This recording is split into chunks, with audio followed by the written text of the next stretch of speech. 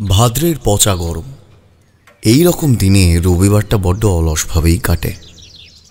বাজার করা শুরু থেকে স্নানে যাওয়া কোনোটাই আর নিয়মমাফিক হয়ে ওঠে না। আর তার উপর গিন্নি ছেলে মেয়ে নিয়ে কয়েকদিন হলো তার এক তুতো বোনের বাড়ি ঘুরতে গিয়েছে। তাই আমি আজ এই বেলা 9টায় ঘুম থেকে উঠে সবেমাত্র দরজার বাইরে থেকে কাগজটা নিয়ে এসে বসেছি বারান্দার চেয়ারে।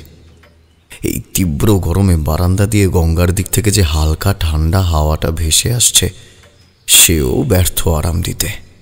এ যেন এক দম বন্ধ করা আবহাওয়া। এক মনে খবরের কাগজ পড়ছি আর অলসভাবে বসে বসে চায়ের অভাব বোধ করছি। এমন সময় দরজায় কড়া নাড়ার শব্দ, সাথে একটা চেনা কণ্ঠস্বর। বিভূতি, ও বিভূতি, দরজা খোলো! আরে ও বিভূতি! আমি তড়িঘড়ি কাগজ নামিয়ে ঘরে পড়ার পাঞ্জাবিটা গলিয়ে দরজা খুলে দিলাম। সঙ্গে সঙ্গে কিশোরী একরকম ঠেলে ভেতরে ঢুকল। তার হাতে দুটো হাঁড়ি, বগলে ছাতা।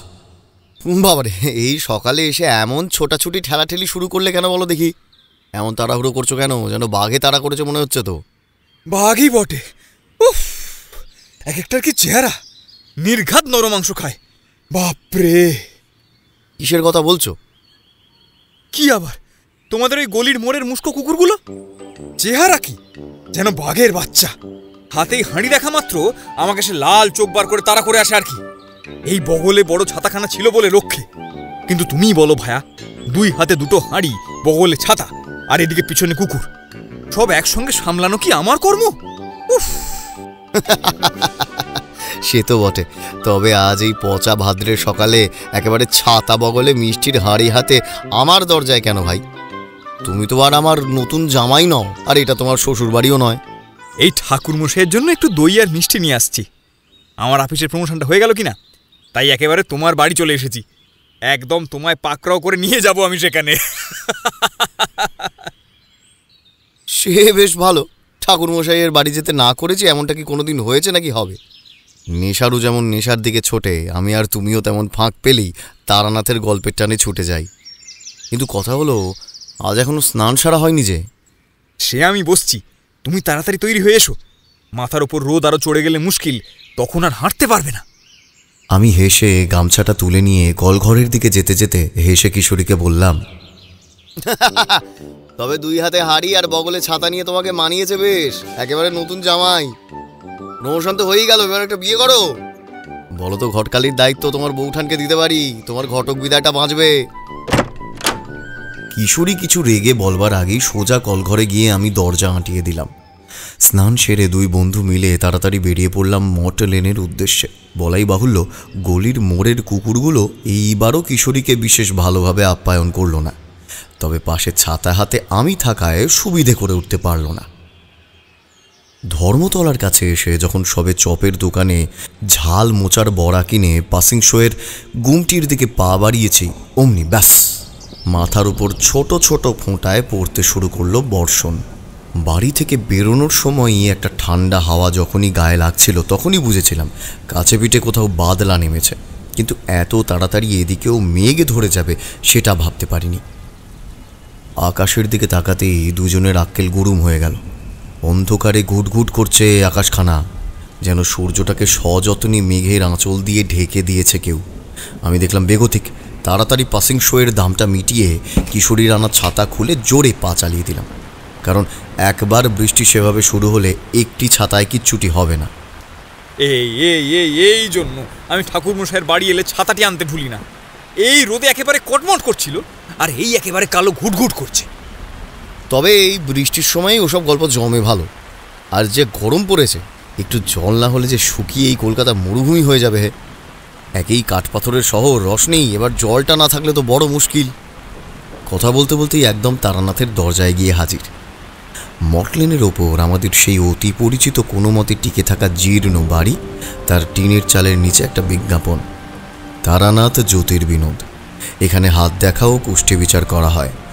তন্ত্রোক্ত মতে তাবিজ ও কবচ নির্মাণ করিয়া থাকি, আসন ও দেখে বিচার করুন। রাজা মহারাজাদিগের প্রশংসাপত্র আছে, দর্শনী নামমাত্র। দরজা খুলুন ঠাকুরমশাই, আমরা। কিশোরী আর কিছু বলবার আগেই দরজা খুলে গেল। স্বয়ং তারানাথ সহাস্যে দরজা খুলে আমাদের ভেতরে ঢুকতে দিলেন।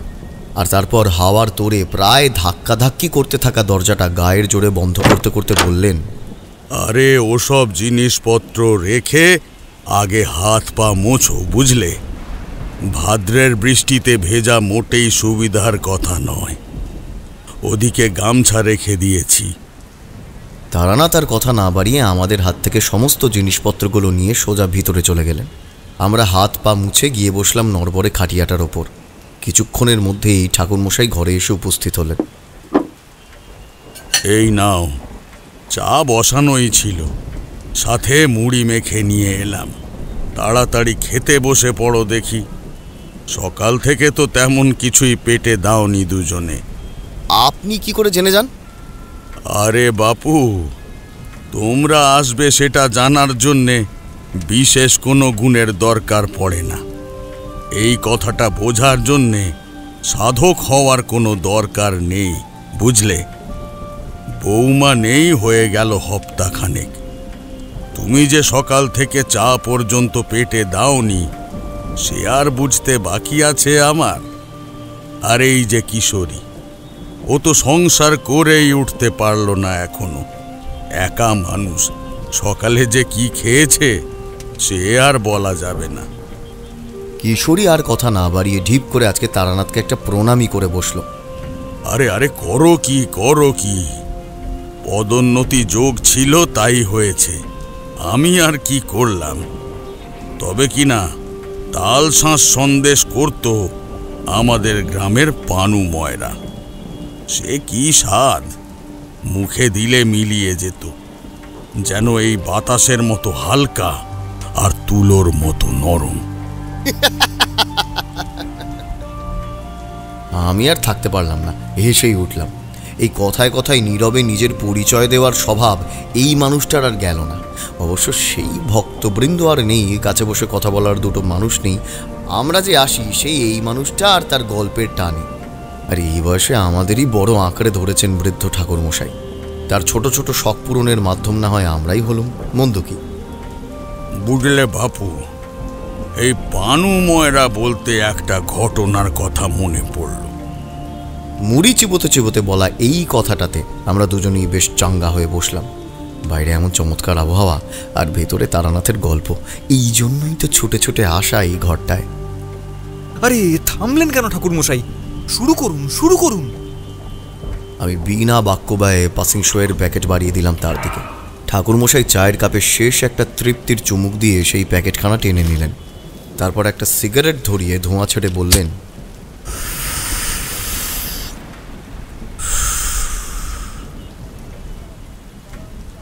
তখন আমার কাঁচা বয়স, মাতু পাগলির সাথে দেখা হওয়ার পরের ঘটনা, বুঝলে? পায়ে হেঁটে এই তীর্থ ওই গ্রাম সেই শ্মশানে ঘুরে ঘুরে বেড়াই। নতুন নতুন শিক্ষার খোঁজ করি, বিভিন্ন সাধু সঙ্গ করি।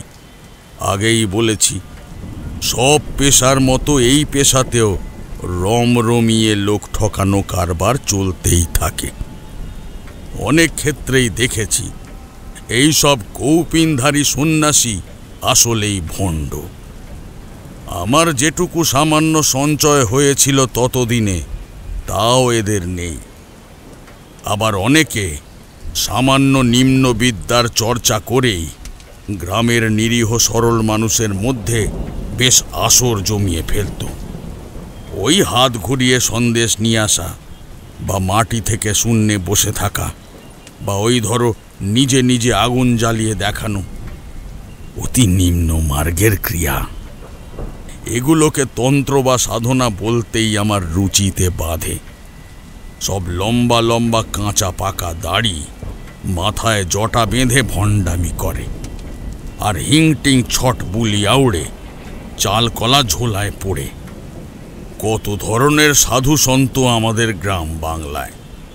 তার মধ্যে যারা টুকটাক বৈদ্যের কাজ জানে তারা তন্ত্রের নামে অল্প স্বল্প জড়িবুটি দিয়ে রোগ সারিয়ে দেয়।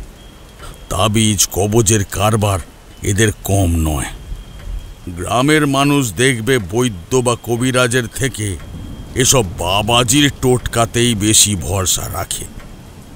তাই এই ভরম। এরা এক এক গ্রামে অনেক দিন থাকে, কখনো কখনো মন্দিরে বা কোনো আশ্রম খুলে চেলা চামুন্ডা নিয়ে থেকে যায়। আর যারা একেবারেই ভণ্ড তারা ঘুরে ঘুরে বেড়ায়। যেহেতু আসল সাধকও কখনো আশ্রমে ডেরা বাঁধেন, আবার কখনো পথে ঘুরে বেড়ান, তাই ভণ্ড আর আসল সাধু পৃথক করা বড়ই মুশকিল। এই রকমই আসুতলা বলে এক জায়গায় এক সাধু বাবার আশ্রমে আমি বেশ কয়েকটা মাস কাটিয়েছিলাম। আসুতলা জায়গাটা হুগলির তারকেশ্বরের খুব কাছেই, একটা ছোট্ট পাড়া বলতে পারো। তখন কাছাকাছি ৫-৭ গ্রামে আসুতলার করালি বাবার আশ্রমের নাম ডাক ছিল।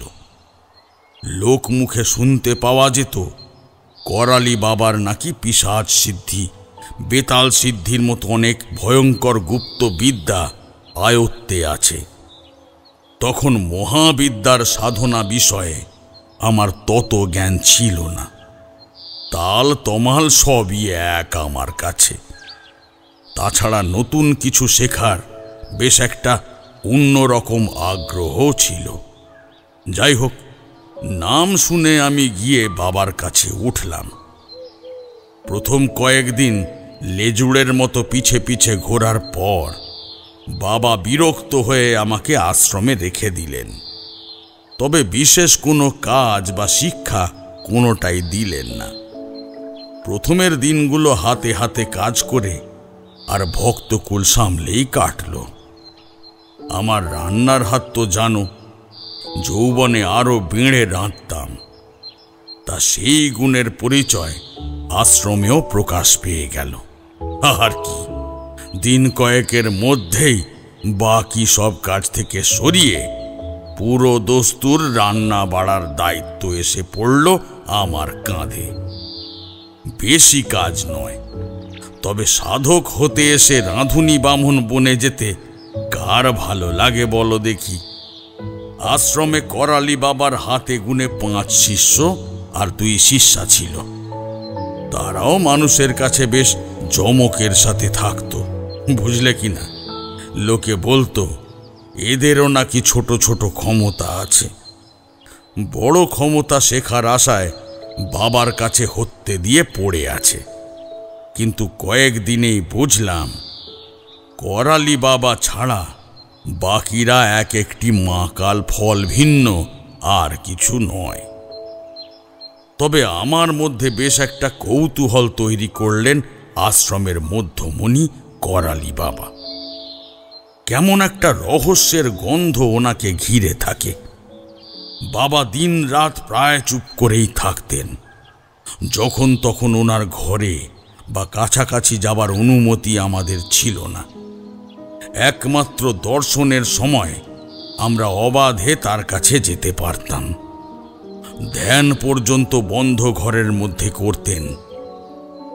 সব মিলিয়ে বেশ অনেকগুলো প্রশ্ন তৈরি হয়েছিল ওনাকে ঘিরে। সেদিন ছিল আশ্রমে করালি বাবার দর্শনের সময়। একজন মহিলা তার ছোট্ট রুগ্ন ছেলেকে নিয়ে বেশ কয়েকদিন ধরেই বাবার কাছে আসছিলেন। বাবার আশ্রমে ভক্ত সমাগম সে এক বিরাট ব্যাপার ছিল, বুঝলে কিনা। একদিন সব ভক্তের সমস্যা শোনা হয়ে উঠত না, তা অনেকে ফিরে যেতেন, আবার আসতেন। দূর দূর গ্রাম থেকে মানুষ আসত। বাবাই তার মধ্যে থেকে কাউকে কাউকে কাছে ডেকে সমাধান বলে দিতেন।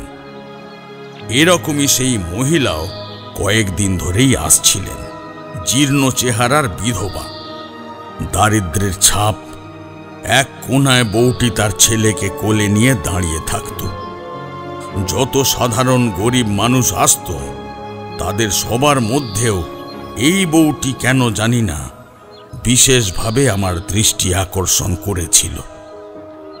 আমার মনে হলো চেহারা আর আচরণে কেমন যেন উচ্চ বংশের ছাপ, সুশীলা, কিন্তু পরনের পোশাক হতদরিদ্র।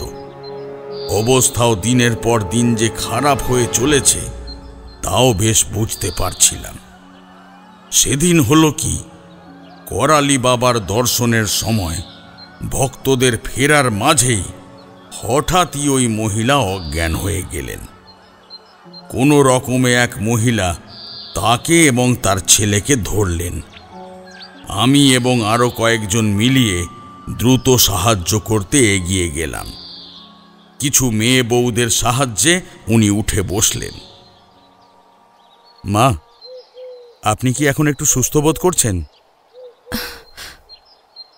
হ্যাঁ বাবা, আমি ঠিক আছি। একজন মহিলা প্রশ্ন করলেন, তা তোমার বাড়ি কোথায়? সাথে কেউ আছে?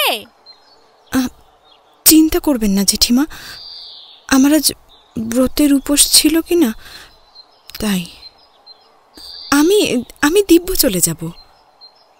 বউটি দ্রুত উঠে দাঁড়ালো।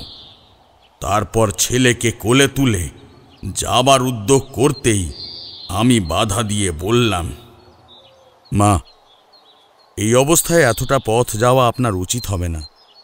আশ্রম থেকে ঠাকুরের প্রসাদী বাতাসা পাঠিয়ে দিচ্ছি, দুটো জল বাতাসা মুখে দিয়ে বের হবেন। আমি গম্ভীর গলায় কথা কটা বলেই আশ্রমের ভিতরে চলে গেলাম।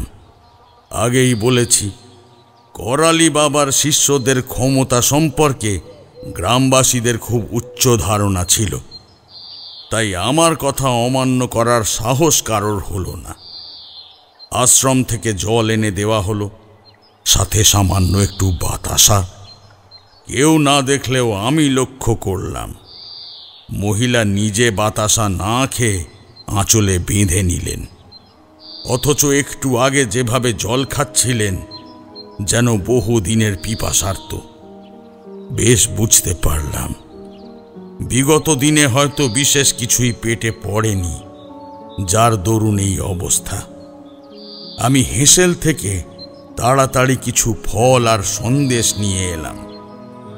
বউটি তখন বেশ খানিকটা রাস্তা এগিয়ে গিয়েছে। আমি আশ্রম থেকে বের হয়ে তার পিছনে দ্রুত খানিকটা গিয়ে ডাক দিলাম। ছেলেকে কোলে নিয়েই বউটি দেখলাম একটু সংকুচিত হয়ে দাঁড়িয়ে পড়ল। আমার আনা জিনিসগুলো প্রসাদের নাম করে বউটির হাতে দিলাম। সে ভক্তি ভরে গলবস্ত্র হয়ে আমায় প্রণাম করল। আমি স্পষ্ট দেখলাম বউটির চোখে জল। আমি আশীর্বাদ করে বললাম, সুখী হও মা, সব দুঃখ কষ্ট মুছে যাক। বউটি এরপর ধীর পায়ে চলে গেল পথ ধরে। যাবার আগে তার মুখে যে ক্ষণিকের প্রসন্নতা দেখেছি, তাতেই আমার মন কানায় কানায় ভরে উঠল। কিন্তু পুরো বিষয়টা মনে বেশ দাগ কেটে গেল। মেয়েটির মুখে চোখে যে হতাশা বিগত কয়েক দিনে আমি দেখেছি, সে নিরাশা কেবল দারিদ্র্যের নয়। কাজের মধ্যেও এই সব চিন্তায় আমি ডুবে রইলাম। অবশেষে মনস্থির করে সেই সন্ধ্যায় আমি গেলাম করালি বাবার কাছে। বন্ধ দরজার বাইরে থেকে ডাক দিলাম, বাবা, বাবা, দয়া করে প্রবেশের অনুমতি দিলে। আমাকে আর কিছু বলতে না দিয়েই করালি বাবা বললেন, আয়। আমি ঘরে প্রবেশ করলাম। তা কি ব্যাপার, তুই এই অসময়ে এখানে কেন? বাবা, একটা নিবেদন ছিল। বল, তবে দ্রুত, আমার কিছু কাজ আছে। বাবা, কয়েকদিন ধরেই একজন মা আপনার দর্শনের অভিলাষী, বড় দরিদ্র, দেখে বড্ড কষ্ট হয়। যদি আগামী দিন একটু ওনাকে দেখতেন। করালি বাবার মুখে হালকা গম্ভীর ভাব দেখতে পেলাম। আমার কাছে যারা আসে তারা প্রত্যেককেই কোনো না কোনো সমস্যা নিয়ে আসে। দুঃখ, দারিদ্র্য এসবের থেকে মুক্তি লাভের জন্য অনেকেই রোজ আসতে থাকে। আমি একটু ঘোরের মধ্যেই নিজের মনের মধ্যে থাকা কথাগুলো বলে উঠলাম। আসলে সেই মা আজকে অজ্ঞান হয়ে পড়েছিলেন। দেখে মনে হলো বড়ই অসুস্থ, ভারী রুগ্ন। দিন দিন তার শরীর যেন আরো ভাঙছে। কষ্ট একেবারে পেড়ে ফেলেছে পরিবারটিকে।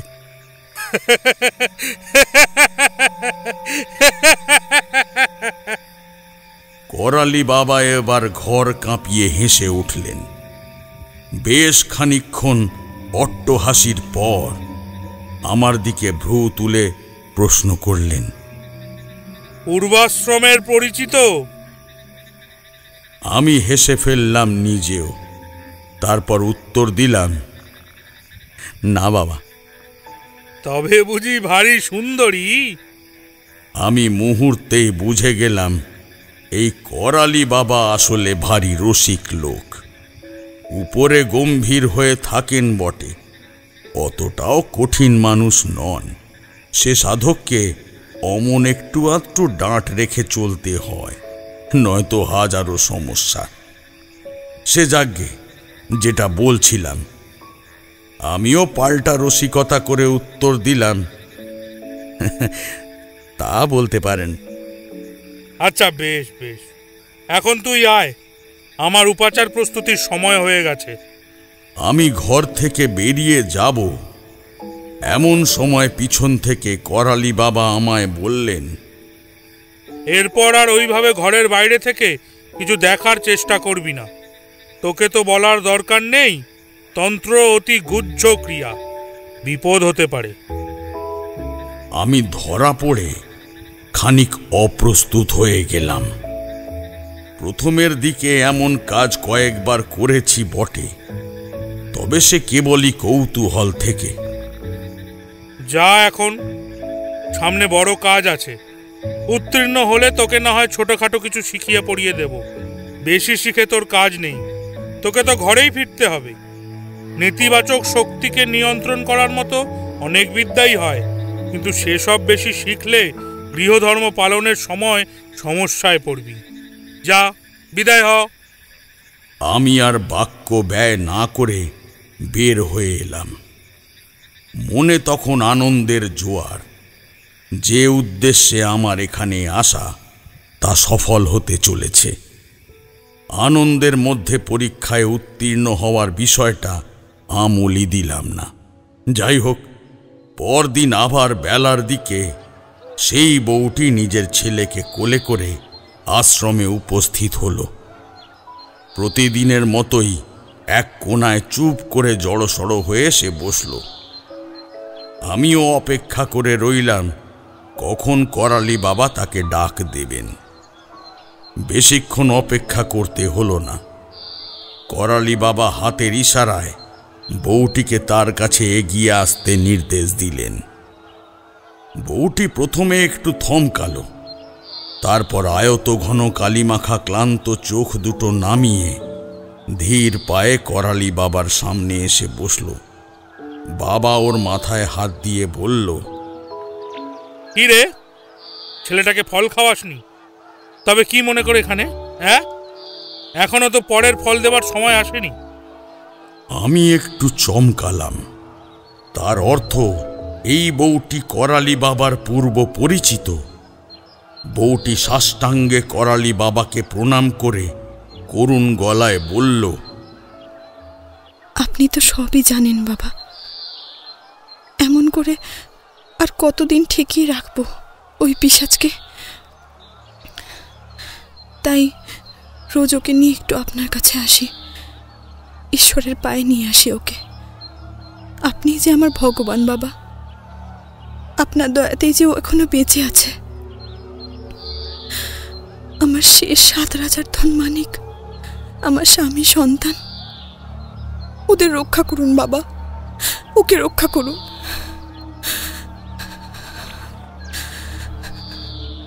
আশ্রম শুদ্ধ লোক এই কথায় দেখলাম চমকে উঠল। কেমন যেন সন্ত্রস্ত ভাব। চিন্তা করিস না, তোদের বিপদের উপযুক্ত প্রতিকার আমি পেয়ে গেছি। আমার এক শিষ্য আছে, তাকে নিয়ে যাস সাথে করে। কটা দিন খেতে পড়তে দিস, ও বাকিটা করে দেবে। এই বয়সে আর হেঁটে চলে যেতে ভালো লাগে না বাবু। বউটি আবার প্রণাম করল। করালি বাবা ডাক দিল, তারানাথ, যা ওর সাথে যা, কটা দিন থেকে আয়। ও হ্যাঁ, ভালো কথা, আমার মিনু মায়ের হাতের ভোগ একেবারে দেবভোগ্য, যেন সেই অতীতের সুরলোকের প্রসাদ, বুঝলি? এই জিনিসের সান্নিধ্যে আসা সে কেবল দেখি তোর ভাগ্যেই ছিল। আসলে সঠিক আধার আর সঠিক সময় না হলে কিছুই হয় না, সব কালের খেলা। এই কালের ওপর একটাই জিনিস হয়, সে হলো জ্ঞান, প্রকৃত মহাজ্ঞান। মনে রাখবি, জ্ঞানের মতো সম্পদ আর কিচ্ছুটি হয় না। নিজের যত সম্পদ তাই সব সময় নিজের কাছে আগলে রাখবি। জয় মা মকরচণ্ডীর জয়, জয় করালি বাবার জয়। করালি বাবা এমনি মাঝে মাঝেই উপদেশ দিতেন। তখন ভক্তদের একরকম রীতি ছিল মায়ের নামে জয়ধ্বনি করার। আসলে শুনেছিলাম একবার কোনো ব্যক্তি নাকি বাবার নামে জয়ধ্বনি করেছিল। সেই শুনেই করালি বাবা নিদান দেন, জয়ধ্বনি করতে হলে আগে মা মকরচণ্ডীর নাম কর। আমি তো তার তুচ্ছ সন্তান মাত্র, কিছু কাজের নিমিত্ত এখানে আছি, কাজ শেষ হলেই পুরুত। প্রকৃত সাধকের এই হলো পরিচয়, বুঝলে কিনা? সে যাই হোক, বাবা এবার নির্দেশ দিলেন, যা, এই বেলা আলো থাকতে থাকতে বেরিয়ে পড়, যা যা। বুঝতে পারলাম পরীক্ষার ঘড়ি আসন্ন। আমি ওনার আশীর্বাদ নিয়ে কাঁধে ঝোলা চাপিয়ে আমার গৈরিক কাপড়েই মিনু নামক বউটির সাথে বেরিয়ে পড়লাম। আমার ঝোলায় কোনোদিনই বেশি কিছু নেবার প্রয়োজন পড়েনি। একটা অতিরিক্ত জামা আর ধুতি, একটা চাদর, ঠাকুরদার দেওয়া পুঁথি, লক্ষণ শাস্ত্র আর মহাভারত রত্নের মহাডামর তন্ত্রের কিছু দুষ্প্রাপ্য উপাদান, 2 কিংবা 4 আনা পয়সা আর একটা ঘটি। এই ছিল আমার সম্পত্তি। বাড়ি থেকে বের হওয়ার সময় যা ছিল প্রায় তাই রয়েছে, তন্ত্রের কিছু উপাদান যুক্ত হয়েছে মাত্র। এই নিয়েই কতদিন মাঠে ঘাটে ঘুরে ঘুরে আনন্দে কাটিয়েছি। রাত হলে আশ্রয় নিয়েছি মন্দিরে বা জঙ্গলে। আর তা সেসব কথা থাক। পথে যেতে যেতে আমি কথা বলতে শুরু করলাম। মা, আপনার ছেলের বোধহয় বছর 4 হলো, তাই না? তা ছেলের নামটি? হ্যাঁ ঠাকুর, এই সামনের অঘ্রাণে 5 পা দেবে। ওর নাম মৃন্ময়। করালি বাবাই ওর নামখানা রেখেছেন।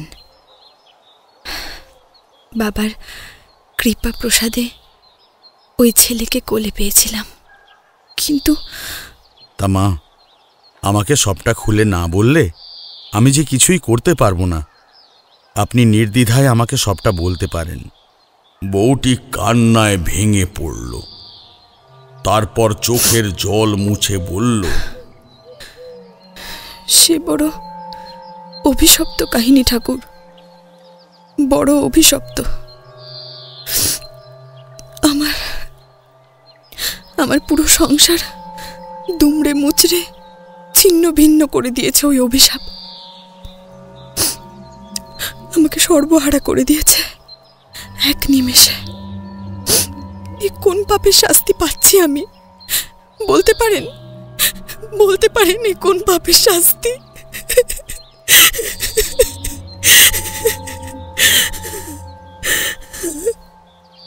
নিজেকে সামলান মা। আপনি যে মা, দুর্দিনে যে মাকেই শক্ত হাতে হাল ধরতে হয়।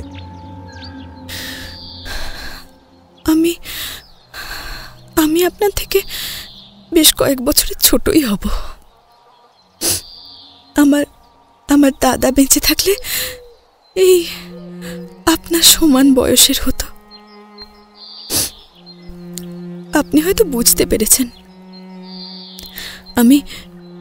আমি অভিজাত বংশের কন্যা এবং কুলবধূ।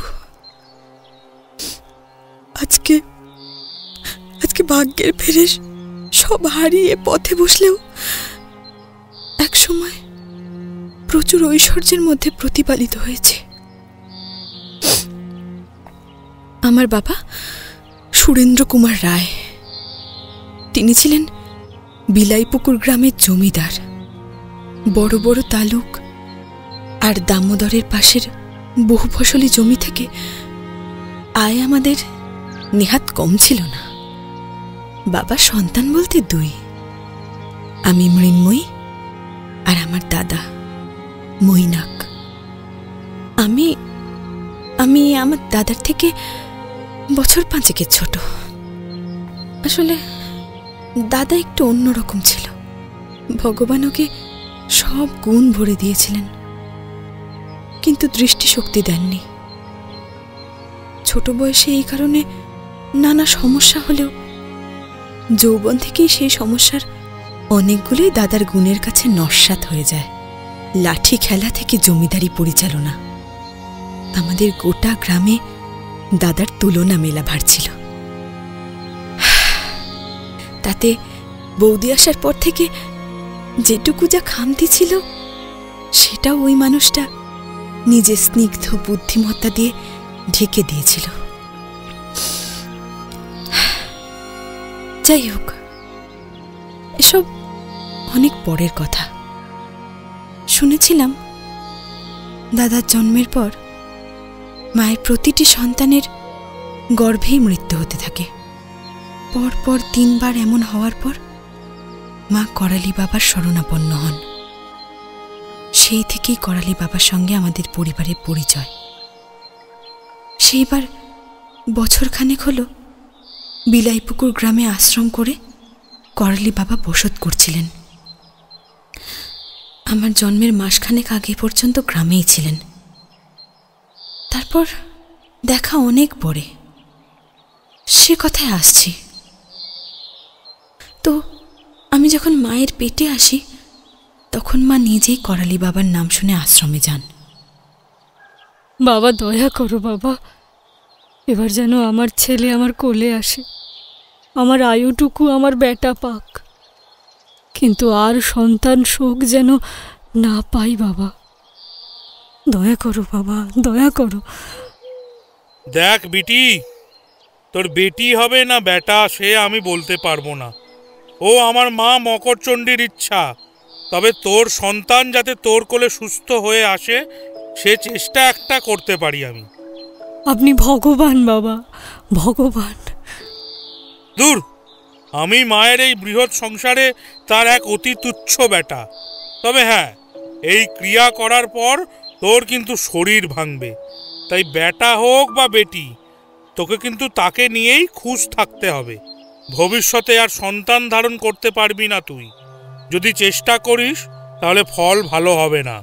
তোর জীবন নাশ তো হবেই, তোর সন্তানদের প্রত্যেকের ওপর এর আঁচ আসতে পারে। তাই ভেবে বল। আমি রাজি বাবা, আমি রাজি। আপনি শুধু এই অভিশাপ থেকে আমাকে মুক্ত করুন, আমার বাচ্চাকে আমার কোলে তুলে দিন। মা সেই দিন একটু ইতস্তত করেছিলেন, তবে রাজি হওয়া ছাড়া তার আর কোনো উপায় ছিল না। এরপর যথাসময় আমার জন্ম হলো। পরিবারের সবাই একটু মনক্ষুণ্ণ হয়েছিলেন, কিন্তু কিছুই করার ছিল না। তবে ছোট বয়স থেকেই রূপ আমাকে উজাড় করে দিয়েছিলেন ঈশ্বর। বড় হতে গুণও দিলেন, ফলে বাপের সংসারে কদর বাড়ল। তবে বরাবর দাদা আর বাবার নয়নের মনি ছিলাম আমি। তাছাড়া এও শুনতাম আমি আসার পরেই নাকি দাদার বিষণ্ণতা অনেক কমে যায়। সে ফিরে আসে আনন্দের একটা জীবনের মধ্যে। আমার মনে হয় ছোট্ট একটা বোন পেয়ে দাদা আনন্দে নিজের অক্ষমতার কথা ভুলেই গিয়েছিল। দাদার কথা বলার সময় দেখলাম তার মুখে একটা হাসি ফুটে উঠল। মেয়েটি যে তার দাদাকে কতখানি ভালোবাসে তা বিলক্ষণ বুঝতে পারলাম। তাছাড়া এতক্ষণ বাক্যালাপে আমি যেটুকু বুঝেছি তাতে মেয়েটি যথেষ্ট বুদ্ধিমতী এবং অভিজাত ভাবধারায় বড় হয়েছে। কারণ অচেনা পুরুষের সাথে পূর্ণ সহবত রেখে এত সুন্দর করে বাক্যালাপের চল কিছু কিছু অভিজাত জমিদার বংশ ছাড়া আর ছিল না। তার কথা বলার ভঙ্গি সুন্দর, সংযত আর গুছানো। যাক সে কথা, আমি সব চিন্তা সরিয়ে আবার তার কথায় মন দিলাম। আমার বয়স যখন 9 তখন করালি বাবা আবার এলেন আমাদের বাড়ি। করালি বাবা ছোটবেলায় আমাকে বড় স্নেহ করতেন। তিনি বলেছিলেন আমার মধ্যে নাকি কিছু লক্ষণ আছে, তবে সংসার ধর্মই আমার হবে। তিনি সেইবার আমাকে দেখে বলেছিলেন আমার নাকি সেই বছরেই অসম্ভব শুভ একটা বিবাহ যোগ রয়েছে। বাবা, আপনি যে আমাদের বাড়িতে আবার পায়ের ধুলো দিয়েছেন, এ আমাদের পরম সৌভাগ্য। বারে, একবার আমার মাটাকে দেখে যাব না? কচি বয়স, আমাকে দেখলে ক্ষতি হতো। দুই প্রবল অনিয়ন্ত্রিত ঊর্জার মিলন বা মুখোমুখি হওয়া কোনো কাজের কথা নয়। যা, তোর বেটিকে নিয়ে আয় দেখি। অমিনু, মিনু রে, এদিকে একবার আয় তো। আহা, দেখে চোখ চুড়িয়ে গেল। যেমন গৃহলক্ষ্মী তেমনই মা শক্তি, মা ভৈরবী। আহা, মা, তোর কপালটা ডান হাতের তর্জনী দিয়ে এই হ্যাঁ ঠিক এই রকম ভাবে ধর দেখি। এই তো, বিটি, তুই সত্যি রত্ন গর্ভা। তোর মেয়ের এই বছরেই ভালো একটা বিবাহ যোগ আসবে, রাজরানী হবে তোর মেয়ে। সব আপনার আশীর্বাদ বাবা। আপনার জন্যই তো মা মকরচণ্ডী এই অভাগীর ওপর মুখ তুলে চেয়েছে। বাবা, যদি অভয় দেন একটা কথা বলি। বল বিটিয়া। কয় বছর হয়ে গেল একটা মানুষ এসেছিলেন আমাদের বাড়িতে। দেখে এমনি পাগলাটে গোছেরই মনে হয়েছিল, তবে এখন বড় সন্দেহ হচ্ছে। আমাকে সবটা খুলে বল দেখি। বর্ষার সময় ছিল তখন। আমার দিব্য মনে আছে, সেদিন টানা 13 রাত্রি ধরে জল হয়েছিল। রাস্তায় এক এক জায়গায় ভয়ানক এঁটেল কাদা। তার মধ্যে একটা মানুষ এসে উপস্থিত হলো আমাদের বাড়িতে। কর্তা শহরে ছিলেন, তাই দাসী আমাকেই ডেকে আনলে। লোকটি নাকি দুটি খেতে চায়, কিন্তু সেটা শুধুই আমার হাতে। অগত্যা গেলাম। অতিথি তাই অভুক্ত, ফিরিয়ে দিলে নারায়ণ রুষ্ট হবেন, লক্ষ্মী এই গৃহে চঞ্চলা হবেন। বাইরে বের হয়ে দেখলাম বেশ অতি সুদর্শন এক যুবক, বয়স 40-এর কোঠায় হবে। এই বৃষ্টির মধ্যে ধবধবে সাদা জামা আর খাটো ধুতি পরে আদুর পায়ে আমাদের বাইরের ঘরের দাওয়ায় বসে আছে। চুলগুলো এলোমেলো না হলেও ঠিক পরিপাটি নয়। বয়স অনেক হলেও বড্ড মায়াকারা ভাব মুখে। আমি একটু এগিয়ে যেতেই সে উঠে দাঁড়ালে, একগাল হাসি মুখে আমাকে জিজ্ঞাসা করলে, মা, তোর বাড়ি আজ 2টো ভাত খাবো। আমি বড় আশ্চর্য হলাম। প্রথম দেখাতেই অচেনা মহিলাকে এমন করে কে বলে? তবে মা বলতে একটু নিশ্চিন্ত লাগলো। বুঝলাম লোকটা খানিক পাগলাটে। ভয় পাস না, আমি মন্দ মানুষ না। আমি আর কথা না বাড়িয়ে খাবার আনতে উঠে গেলাম ভিতরের ঘরে। ঘর থেকে বেরিয়ে যে দৃশ্য দেখলাম তাতে খানিক আশ্চর্য হয়ে গেলাম। দেখলাম দাওয়ায় চোখ মুড়ে পড়ে আছে ওই পাগলাটে গোছের লোকটা, আর তার মাথার কাছে বসে তার মুখে মাথায় হাত বুলিয়ে দিচ্ছে আমার মেয়ে মিনু। তখন মিনু একবারই ছোট্ট। আমি এরপর যতই মিনুকে সেইখান থেকে কোলে করে ভেতরে আনতে চাই, সে কিছুতেই উঠে আসে না, কেঁদে অস্থির হয়ে যায়। অগত্যা তাকে ওইখানেই দাসীদের নজরে রেখে আমাকে ভেতরে চলে আসতে হয়। সেই লোকও বলিহারি, খেতে চেয়ে শুয়ে একেবারে ঘুমিয়ে কাঁদা। আমার মিনুর অমন আশ্চর্য দম ফাটা কান্না আমি কখনো পাইনি, কিন্তু সেই কান্নাতেও তার ঘুম ভাঙে না। তবে ওই মুখটা বড় মায়াকাড়া, বড় ক্লান্তি। আমিও আর তাই ডাকিনি। কিছুক্ষণ পরে দুপুর এলে আমি বাইরে গিয়ে দেখি সেই লোকটা উঠে বসে দাওয়ায় ঠেস দিয়ে আছে, চোখ বুজে বসে আছে, আর তার কোলে বসে তার চুল খামচে খেলা করছে আমার মেয়ে। আমি এগিয়ে যেতেই একবার আমার মেয়ের মাথায় হাত বুলিয়ে আমার কোলে মিনুকে তুলে দিল সে। তারপর হঠাৎ করেই বলে উঠল, তোর মেয়ে এক রাজর্ষির যোগ্য ঘরণী হবে। দেখিস সেই রাজর্ষির জীবনের ভাঙা হাল তোর মেয়ে পার করে দেবে। রাজরানী হবে, ঋষির সাধিকা হবে, আবার সহযোদ্ধাও হবে। দেখিস, দেখে নিস, রাজরানী হবে মেয়ে, রাজরানী হবে, রাজরানী। সেই 9 বছর বয়সেই আমার বিয়ে হয়। আমার স্বামী বড় ব্যবসায়ী ছিলেন। আমাদের সমজাতি, সমকুল, ধান চালের বড় কারবার ছিল। পরে কাপড়ের ব্যবসাও হয়। সম্পদের কোনো কমতি ছিল না। তবে বাড়িতে তিনি আর তার মা ছাড়া আর কেউ ছিলেন না। আমাকেও সকলে বড় স্নেহ করতেন। এইভাবে ওখানে খুব যত্নে হেসে খেলে 7টা বছর কেটে গেল।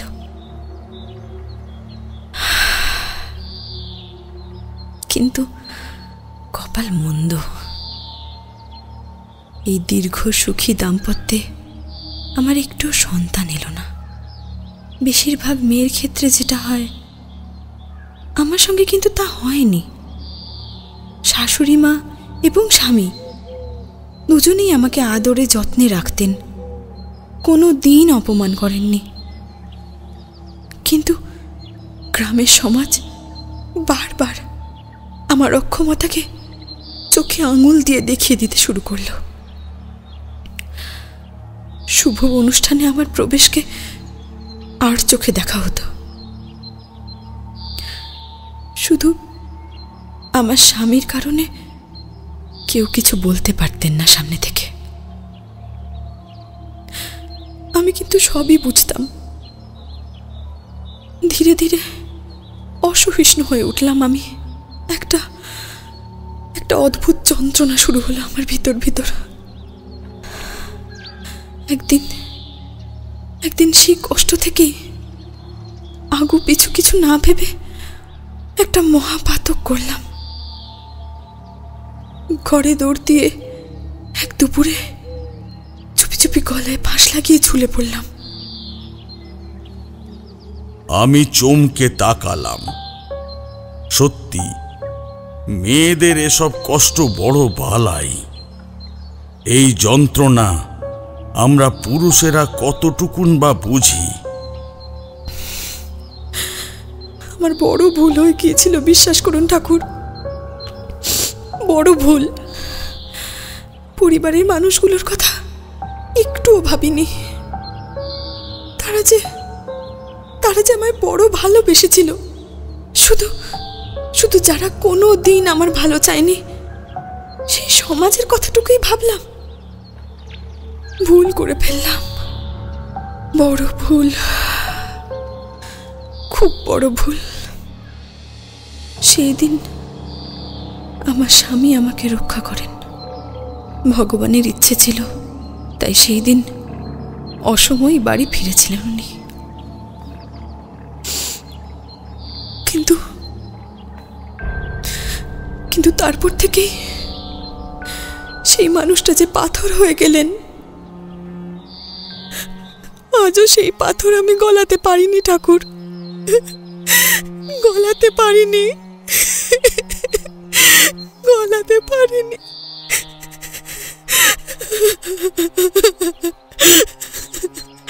নিজেকে সামলাও মা। বউটি নিজেকে সামলে নিল।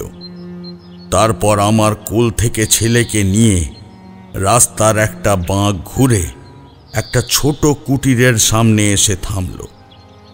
দরিদ্র আবাস। বউটি সসংকোচে আমাকে ভিতরে এনে একটা আসনে বসতে দিয়ে দুটো জল বাতাসা এনে বলল, ঠাকুর, বেশি কিছু দিতে পারলাম না, অভাগীর অক্ষমতা মাফ করবেন। মা, আমি ভবঘুরে মানুষ, ভগবানের ভরসায় চলি। জুটলে খাই, না জুটলে না, অত ভেবো না মা। আপনি বরং একটু বিশ্রাম করুন, এতটা পথ এসেছেন। মা, কিছু মনে না করলে বাকিটাও এক্ষুনি শুনতে চাই। এই সমস্যার সমাধান করতে হলে সবটা তো না জানলেই নয়। সেই ঘটনার পর আমার স্বামী একেবারে ভেঙে পড়লেন ভিতর থেকে। এর মধ্যে আমার শাশুড়ি মাও দেহ রাখলেন। আমার বাবাও বছরখানেক হলো চলে গিয়েছিলেন একটা দুর্ঘটনায়। আমার মা তাই চেয়েও আসতে পারলেন না গর্ভবতী বৌদিদিকে রেখে। এদিকে আমি সবই বুঝতে পারছিলাম, কিন্তু আমি যে নিজেও মনের যন্ত্রণায় ছিলাম, আর সেটাই ছিল আমার মস্ত ভুল। আমার স্বামীর বংশে তন্ত্রচর্চার ইতিহাস ছিল। আমার অজান্তেই তিনি সেই বই নিয়ে পড়লেন। যবে থেকে দেখছি উনি সাধক মানুষ ছিলেন, আপন ভোলা, খুব বড় মনের মানুষ। শ্বশুরমশাইয়ের ব্যবসার হাল ধরেছিলেন বটে, তবে ওই পর্যন্তই। উপার্জন তাতেও নেহাত কম ছিল না। দিব্য হেসে খেলে 3টে মানুষের চলে যেত। পড়াশোনা করতে ভীষণ ভালোবাসতেন।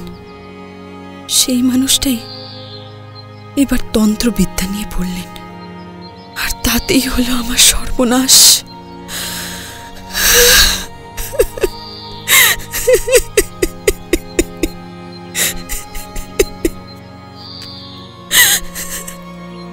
মা, নিজেকে সামলান মা। আপনি ভেঙে পড়লে সংসার তো ভেসে যাবে। ঠাকুর, আমি আর তেমন কিছুই জানি না। শুধু উনি খোকা হবার আগে একটা যজ্ঞ করেন। জিজ্ঞেস করলে তেমন কিছুই বলেননি। বলেছিলাম ওই ঘটনার পর উনি আমার সাথে সেইভাবে আর কথাই বলতেন না। আমি আরো মুষড়ে পড়েছিলাম। মরার মতো মনের শক্তি অবধি ছিল না আমার।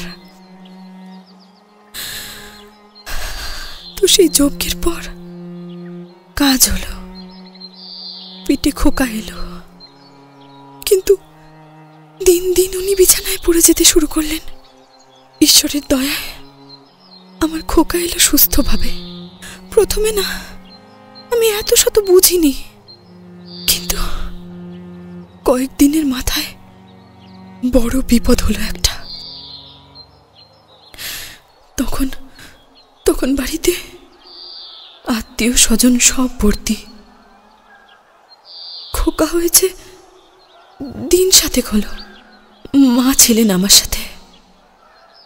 দাদা আসার কথা সেই দিন। হঠাৎ একটা মারাত্মক চিৎকার। আমরা গিয়ে দেখলাম একটা ভয়ানক দৃশ্য।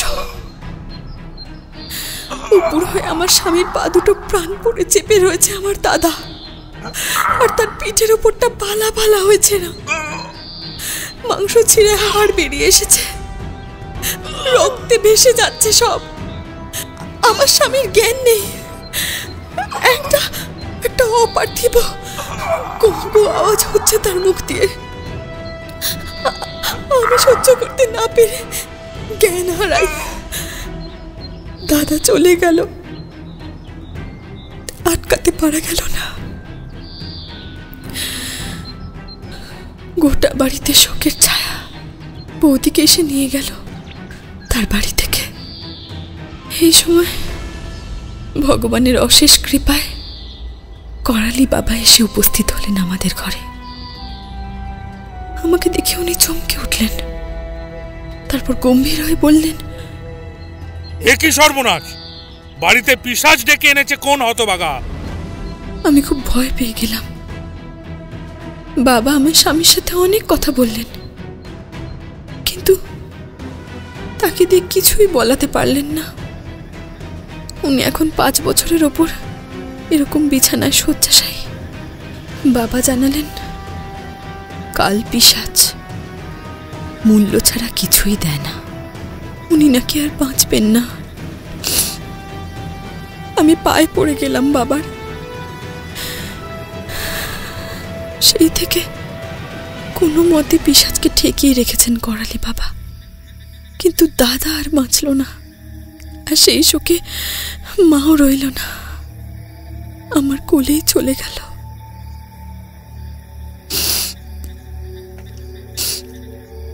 বৌদিদি সেই যে নিজের বাপের ঘরে ফিরে গেলেন তার ছেলে মেয়ে নিয়ে, আর তার সামনে গিয়ে দাঁড়াতে পারিনি লজ্জায়। আমার জন্য যে তার সর্বস্ব গেল। আত্মীয় দুর্জনেরা দেখল এই সুযোগ, আমি একলা মেয়ে, স্বামী স্বজন হারা, সব হারিয়ে সর্বশান্ত হলাম। এইটুকুই এই অভাগীর গল্প ঠাকুর। আমার চোয়াল শক্ত হয়ে গেল। আমি তৎক্ষণাৎ উঠে দাঁড়ালাম। মা, তোমার স্বামীর সাথে কটা কথা বলার আছে। কিন্তু ঠাকুর, একটু বিশ্রাম পরে হবে। এরপর কোনো কথা থাকতে পারে না। আমাকে নিয়ে যাওয়া হলো পাশের ঘরে। এই দুটো জীর্ণ ঘর মিলিয়েই কুটিরটা। মাদুরে এক জীর্ণ ব্যক্তি শুয়ে আছেন, কিন্তু তার দৃঢ় চোয়াল আর দুটো উজ্জ্বল চোখ তার পূর্বের সমুন্নত চরিত্র আর দেহ সৌষ্ঠবের পরিচয় দেয়। ও এখন স্পষ্ট করে কিছুই বলতে পারে না, একটু কষ্ট করে বুঝে নেবেন ঠাকুর। মা, তুমি একটু বাইরে গিয়ে খোকার কাছে বসো। মৃন্ময়ী বের হয়ে যাবার পর আমি কঠিন গলায় প্রশ্ন করলাম, স্ত্রীর ওপর অভিমান বা রাগ করে কি সর্বনাশ করেছেন বোঝেন তা? ভদ্রলোক নিশ্চুপ। আপনার স্ত্রী যে নিজের শরীর পাতন করে আপনাকে আয়ু দান করে চলেছেন সেটা জানেন না? এরপরেও এত অভিমান আপনার? আমি জানি আপনার গূঢ় ক্রিয়ার কাটান আপনিই জানেন। বলুন দয়া করে, আর চুপ থাকবেন না।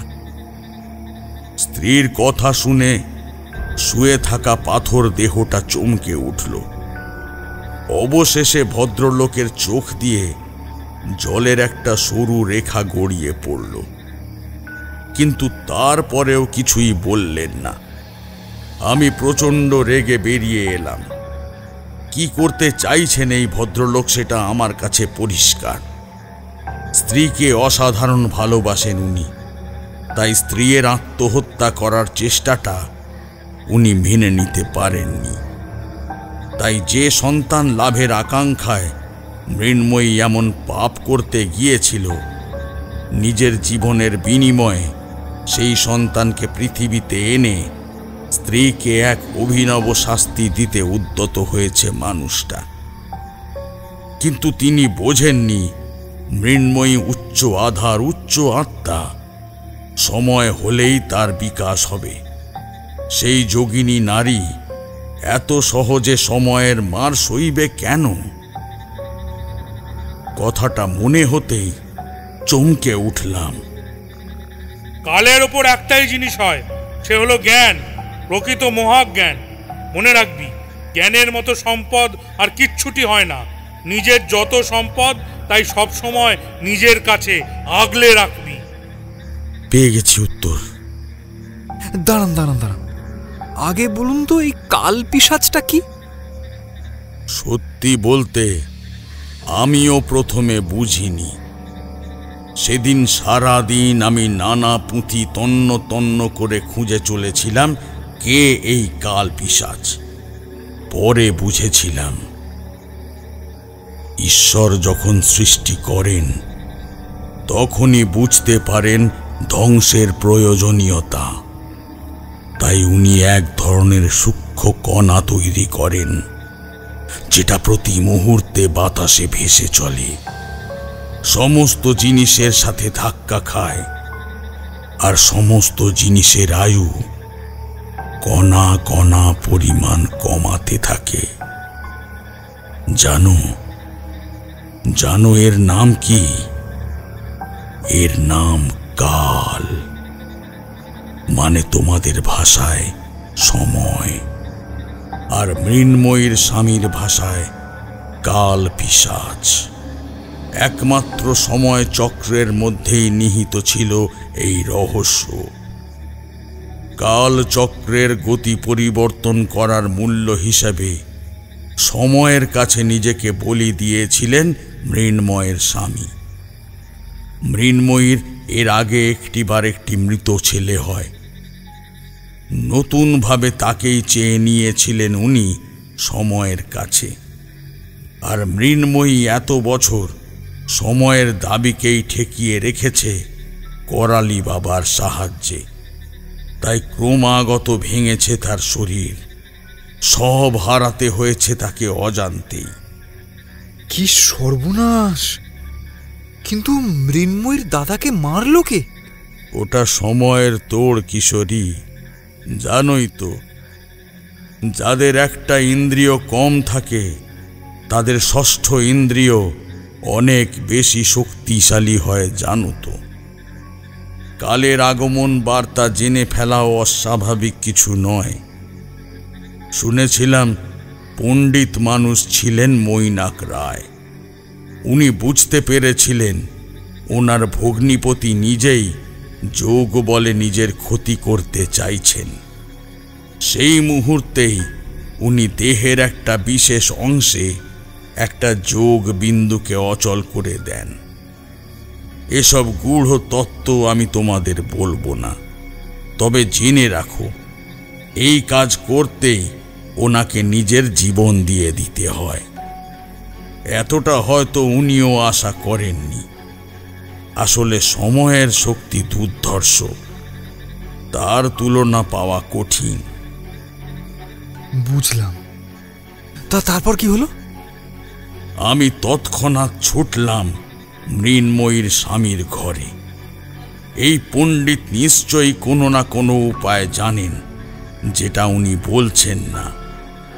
এই অনুভব আমার সকালেও হয়েছিল। স্ত্রীর আত্মত্যাগের কথা শুনে ওনার চোখ দুটো চঞ্চল হয়ে উঠেছিল। কিন্তু এবার আমাকে আর কষ্ট করতে হলো না। দরজার কাছে আমাকে দেখেই তিনি অস্থিরভাবে নড়তে শুরু করলেন। তারপর বহু কষ্টে থেমে থেমে কয়েকটা শব্দ বললেন, যার মর্মার্থ এই: কাল কেবল কালের হাতেই জব্দ, সে মূল্য ছাড়া কিছু দেয় না, কখনো না। আমি ভীষণ হতবাক হয়ে গেলাম। কিন্তু এই কথা কটা বলেই লোকটি চোখ বুজে অন্য পাশ ফিরে শুলেন। স্পষ্ট চলে যাবার আদেশ। আভিজাত্য এখনো যায়নি। তবে আমি বেরিয়ে এলাম। সেদিন খাওয়া থেকে ঘুম সবের মধ্যেই এই কথা কটা আমাকে ভাবিয়ে তুলল। অবশেষে রাত্রে শুয়ে শুয়ে আমার মনে পড়ল, করালি বাবা বলেছিলেন জ্ঞানের ওপর কিছু নেই। আমি বসলাম পুঁথি নিয়ে।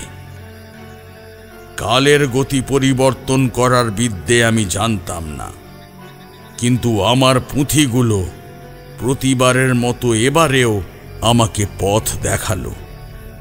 সেসব কথা বলা কঠিনভাবে বারণ, তাই সে কথা নাই বা বললাম। তবে যেটুকু বলা যায় দেখছি।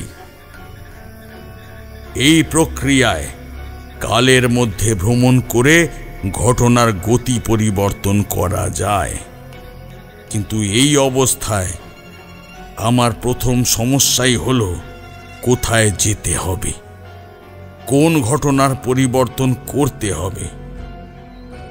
অবশেষে পরদিন সকালে মৃন্ময়ীকে ডেকে জানতে হলো কবে সে গলায় দড়ি দিতে গিয়েছিল। সেই দিনে যাবার কথাই স্থির করলাম। গিয়ে সেই স্থান দেখে এলাম যেখানে পূর্বে মৃন্ময়ীর স্বামীর আবাস ছিল। শুধু যাবার আগে একটা পদ্মবীজের মালা প্রস্তুত করলাম নিজের হাতে। তারপর আমি ধুনির সামনে বসে শুরু করলাম কাল ভ্রমণ যজ্ঞ। এই যজ্ঞে বিশেষ ধুনি তৈরি করে আগুন জ্বালানো হয়। তার সামনে ধ্যানে বসে সাধক। তার দেহ ওখানেই থাকে, কিন্তু আত্মা সূক্ষ্ম দেহে পিছিয়ে যায় সেই কাঙ্ক্ষিত ঘটনার কাছে। সেসব অনেক কথা তোমরা বুঝবে না। পৌঁছালাম সেই দিন সকালে, যেদিন দুপুরে মৃন্ময়ী গলায় দড়ি দিতে গিয়েছিল। ওদের অতীতের বাড়ি যে স্থানে ছিল ঠিক তার পাশেই একটা গাছের নিচে ধুনি প্রস্তুত করেছিলাম। এইখানেই ঘটবে আমার অতীত আর বর্তমানের স্থানান্তর। সেই গাছতলায় যখন অতীত সময়ে এসে পৌঁছালাম, তখন সেখান থেকে রওনা হলাম মৃন্ময়ীর বাড়ির উদ্দেশ্যে।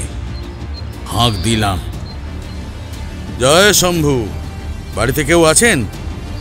আমি অভুক্ত সন্তান, মা যদি দুটো খেতে দেন। মৃন্ময়ী বের হয়ে এলো। তার সর্বদেহে আভিজাত্যের সাথে নিরাশার ছাপ। কি অদ্ভুত বৈপরীত্য!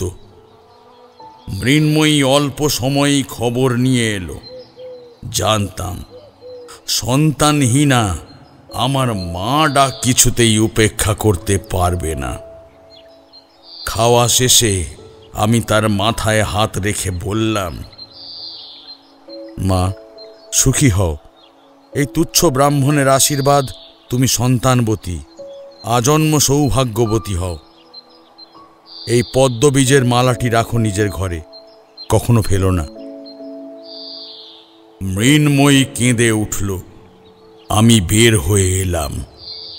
পথে ফিরতে ফিরতে বিড়বিড় করে বললাম, আমার সব পুণ্যের ফল এতে দিলাম, কালের সকল মূল্য আমার হোক। কিন্তু বাইরে বেরিয়ে পড়লাম এক ভয়ানক বিপদের মুখে। একটু রাস্তা যাবার পরেই দেখলাম এক কাল ঝড় আসছে আমাকে ধাওয়া করে। সে কি বিশাল ঘূর্ণি! সময়ের ঘূর্ণন থেকে যে ঝড়ের উৎপত্তি, সে তো সাংঘাতিক হবেই। আমি প্রাণপণে ছুটতে শুরু করলাম। কাল ধেয়ে আসছে আমার দিকে, এর হাত থেকে নিস্তার নেই। আমি দিব্য বুঝেছি, আমাকে অতীতের জালে আটকে ফেলাই তার মূল উদ্দেশ্য। সময় চায় আজ এখানেই এই কাল ঘূর্ণিতে শেষ হয়ে যাক সময়ের ওপর দর্প করতে আসা তারানাথ তান্ত্রিক। আমি বেশ বুঝলাম আমি আজ আর নিজে সেই গাছতলায় পৌঁছতে পারবো না। তাই মন শক্ত করে দুই চোখ বুজে ঘুরে দাঁড়ালাম সেই ঘূর্ণির দিকে। উচ্চ কণ্ঠে পাঠ করলাম মহামৃত্যুঞ্জয় মন্ত্র। তারপর সেইভাবেই প্রার্থনা করলাম। আমি নিজেকে সময়ের হাতে সমর্পণ করলাম। এতেই কাজ হলো মন্ত্রের মতো। জীবনে কিছু কিছু সময় আসে যখন সময় পূর্ণ সমর্থন দাবি করে। আকাশ থেকে উত্তর এলো, যা, ফিরে যা তোর ঠিকানায়। কিন্তু একজনকে তার প্রেম পাইয়ে দেবার পরিণাম তুই ভোগ করবি। এটা তোর প্রায়শ্চিত্ত। তোর জীবনের প্রথম প্রেম তুই পেয়েও হারাবি। এখন যা, ফিরে যা। সেই ঘূর্ণি মিলিয়ে গেল। আমিও ফিরে এলাম। পরে করালি বাবার থেকে জেনেছিলাম মৃন্ময়ীদের পরিবারের সকলেই জীবিত হয়ে গিয়েছিল। ঘটনা প্রবাহে বেশ কিছু পরিবর্তন হয়েছিল। একমাত্র আমার আর করালি বাবার ছাড়া কারোর স্মৃতিতেও ছিল না এইসব ঘটনা। পরে আশ্রমে আমি থাকাকালীন মৃন্ময়ী তার স্বামী আর সন্তানকে নিয়ে করালি বাবার আশীর্বাদ নিতে এসেছিল। সুখী পরিবার। তারানাথ চুপ করে গেলেন। কিন্তু করালি বাবা তো চাইলেই পারতেন এই কাজ করতে, তবে উনি এতদিন অপেক্ষা করলেনই বা কেন? সব কিছুরই নির্দিষ্ট সময় আছে বিভূতি। তুমি বোধহয় ভুলে গেছো, সময় কাউকে কখনো মূল্য ছাড়া কিছুই দেয় না। সে ক্ষয় কণিকা, প্রতিটা পাপের হিসাব সে রাখে। মৃন্ময়ী আত্মহত্যা করতে গিয়ে যে পাপ করেছিল তার ফল ভোগ তাকেই করতে হয়েছিল। আর আমি যে গর্হিত অপরাধ করেছিলাম সেই অপরাধের ফলও আমি ভোগ করেছি সর্বান্তকরণে। তারানাথ উঠে গেলেন। ঘরের পরিবেশ গুমোট, বাইরে বৃষ্টির লেশমাত্র নেই। আমরা উঠে এলাম। দম বন্ধ ভাবটা আবার চেপে ধরেছে, কিন্তু তার মাঝেই একটুখানি ঠান্ডা হাওয়া মাঝে মাঝে এসে ছুঁয়ে দিয়ে যাচ্ছে আমাদের।